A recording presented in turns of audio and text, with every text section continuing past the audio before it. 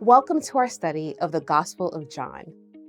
Today we introduce the book and set the stage for how to read this beautiful gospel most profitably. Now, the three Gospels of Matthew, Mark, and Luke are known as the Synoptic Gospels because even though their structures, perspectives, and messages are unique, much of the raw content of the Gospels is shared between them. The Gospel of John's perspective is a radical departure from the Synoptic Gospels. John wrote his gospel later than the others, and he included many things which are not found in the others. 90% of the content of the Gospel of John is unique to John. John has also written other books in the New Testament, namely the epistles of 1st, 2nd, and 3rd John, and the book of Revelation. John's gospel focuses on presenting 7 signs that prove the divine force between many of the events of Jesus' life. The Apostle Paul told us in 1 Corinthians 1:22 that the Greeks were on an intellectual quest. Therefore, to the Greeks, the gospel was foolishness.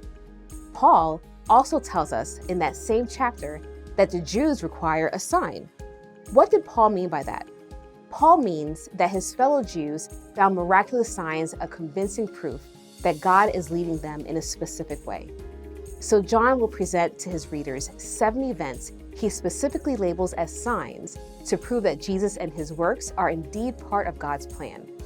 By signs, we mean miraculous evidences, things that Jesus did that John believes proves Jesus as not only the Messiah or Christ, but also as God come among men, the Savior of the world. Signs communicate deeper truths than what are presented on the surface.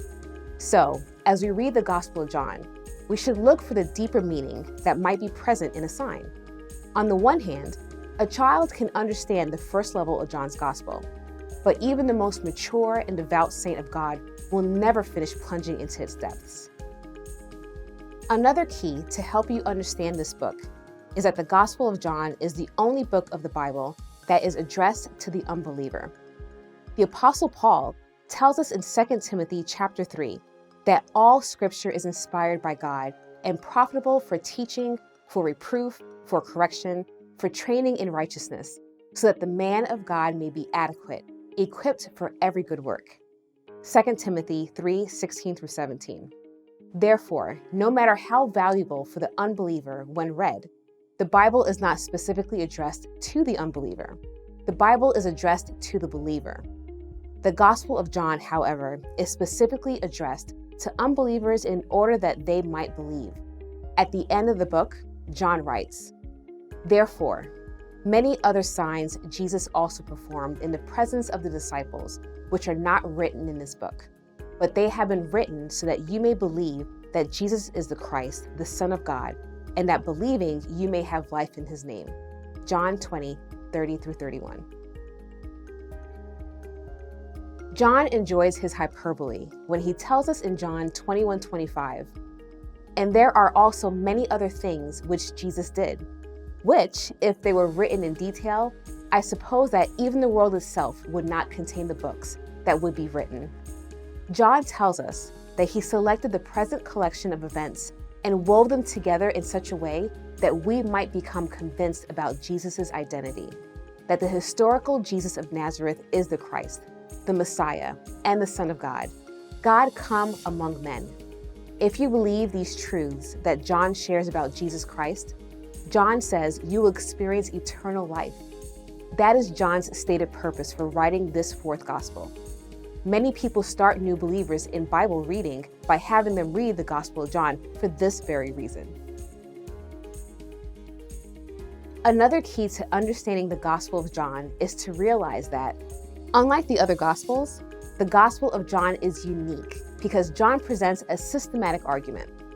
The other Gospels preach powerfully through story, but John raises the level of interpretive discussion from himself and Jesus to new levels for the reader. The argument or the point that John makes all the way through his 21 chapters is that Jesus is the Christ, the promised Messiah, the Son of God, God come in the flesh to dwell among men. Trace that truth through the Gospel of John, beginning in chapter 1 all the way to the end of the Gospel, and you will see that in chapter after chapter of his Gospel, John is always restating that truth to us. Jesus Christ is not Jesus' name. It is his name and title. Jesus, who is the Christ. When we refer to him as Jesus Christ, we are saying that Jesus, the historical Jesus of Nazareth, is the Christ. The Greek word Christ is the Greek way of saying the Hebrew word Messiah. The long-awaited Son of David, come to bring Israel into the fullness of God's promises through Abraham and David. The new covenant of Jeremiah 31:31, which says, "Behold, days are coming, declares the Lord, when I will make a new covenant with the house of Israel and with the house of Judah." When John tells us that Jesus is the Christ, he is telling us that Jesus we meet in the Gospels is this Messiah, prophesied in the Old Testament, come now from heaven among men to bring the promises of the ages to completion. John establishes in every chapter that his prophesied Messiah of the Old Testament is indeed Jesus. We should approach all 21 chapters of the Gospel of John looking for the answers to these 3 questions. Question number 1, who is Jesus? Question number 2, what is faith? Question number 3, what is life? We develop these questions based upon the introduction to the 4th Gospel, which declares in John 1:9-14, "There was the true light, which coming into the world enlightens every man. He was in the world, and the world was made through him, and the world did not know him. He came to his own, and those who were his own did not receive him. But as many as received him, to them he gave the right to become children of God, even to those who believe in his name, who were born not of blood, nor of the will of the flesh, nor of the will of man, but of God. And the Word became flesh and dwelt among us, and we saw his glory, glory as of the only begotten from the Father, full of grace and truth." We further develop these questions through John's stated purpose in John 20:30-31, saying, "Therefore, many other signs Jesus also performed in the presence of the disciples, which are not written in this book. But these have been written so that you may believe that Jesus is the Christ, the Son of God, and that believing you may have life in his name." So again, who is Jesus? What is faith? What is life? Question 1, who is Jesus? John tells us that he writes his gospel to give us a record of these miraculous evidences or signs that Jesus performs in order to convince us that Jesus is the Christ, the Messiah, the Son of God. The phrase Son of God was often used by Jews to speak of the Son of David as the adopted Son of God from Psalm 2. We find this use in Nathanael's speech early on in John 1:49, where he says to Jesus, "Rabbi, you are the Son of God. You are the King of Israel." John, however, raises the expectation in the phrase to glorious heights as the deity of Jesus and his pre-existence with the Father is explicitly developed. Question 2, what is faith? Essentially, it means that we truly believe to the point that our attitudes and actions reflect it. Faith means that we are willing to confidently risk to act on our convictions. We truly believe that Jesus is who he says he is, and that knowing and following after him is better than everything else that might try to capture our affections. Therefore, in chapter after chapter, John illustrates for us who Jesus is and shows us what it means to truly believe that Jesus is the Christ. This is contrasted with those whose convictions fall short of the willingness to risk. And the final question, what is life? John tells us that if we believe his record about who Jesus is with the kind of faith he has described in the book, we will receive eternal life. Now, eternal life is not just a quantity of years. Jesus says in John 10:10, "The thief comes only to steal and kill and destroy. I came that they may have life and have it abundantly." What quality of life did God design and therefore expect human beings to experience? True and abundant life found in Jesus. It is a reality that will continue forever for the believer, but is also something we can begin to experience today. Who is Jesus? What is faith?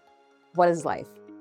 As we study this book prayerfully, observe how John profoundly answers those three questions in every chapter of his gospel. There is one other perspective to keep in mind as you approach the Gospel of John. In every chapter, John gives a beautiful verbal portrait of Jesus. Jesus is, Chapter 1, the Lamb of God who comes to take away the sins of the world. Chapter 2, the one who turns your water into wine and the giver of joy and of life. Chapter 3, God's only Son, God's only solution, and God's only Savior. Chapter 4, the living water. Chapter 5, the key to the scriptures. Chapter 6, the bread of life. Chapter 7, the teacher who comes from God. Chapter 8, the one who knows where he has come from and knows where he is going. Chapter 9, the light of the world. Chapter 10, the great shepherd of the sheep. Chapter 11, the resurrection and the life. Chapter 12, the kernel of wheat that falls into the ground and dies, that he might bring forth fruit and glorify his Father. Chapter 13, the servant who washes the feet of his apostles. Chapter 14, the way, the truth, and the life. Chapter 15, the vine who is looking for enduring branches. Chapter 16, the sender of the Holy Spirit.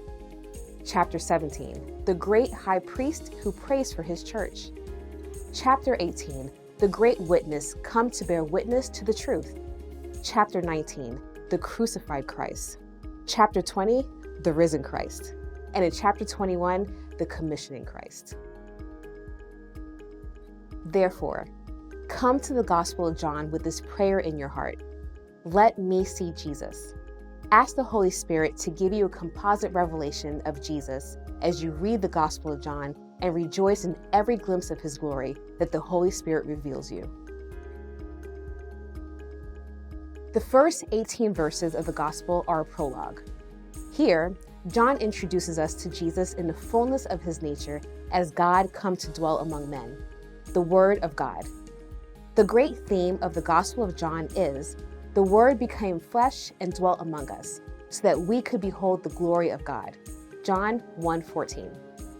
John further tells us, he came to his own, and those who were his own did not receive him. But as many as received him, to them he gave the right to become children of God, even to those who believe in his name, who were born not of blood, nor of the will of the flesh, nor of the will of man, but of God. John 1:11-13. In other words, John says that all those who believe in him are born again. They are given true, spiritual, and eternal life. As we close today, let us review some essential points. First, the Gospel of John is written to unbelievers that they might come to know the true identity of Jesus, God come to earth as a man to fulfill all the great promises of the Old Testament through Abraham and David as Messiah the Christ. John, through the Holy Spirit, wants to reveal the true nature of faith and of the abundant and eternal life that can be had by putting this kind of faith in the person of Jesus.